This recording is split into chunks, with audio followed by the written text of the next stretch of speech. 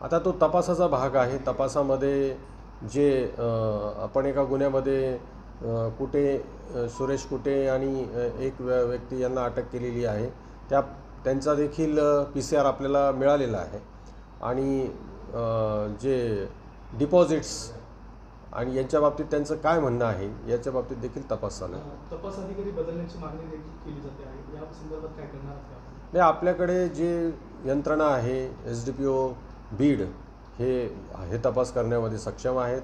त्यांना आपण योग्य ते सहाय्य जे आहे, जे योग्य टीम्स म्हणून त्यांना आपण मदत करत आहोत। त्याच्यात ॲडिशनल SPचं स्वतःचं सुपरविजन आहे, त्यामुळे याच्यामध्ये तपासामध्ये चांगल्या पद्धतीने प्रगती होईल असा मला विश्वास आहे।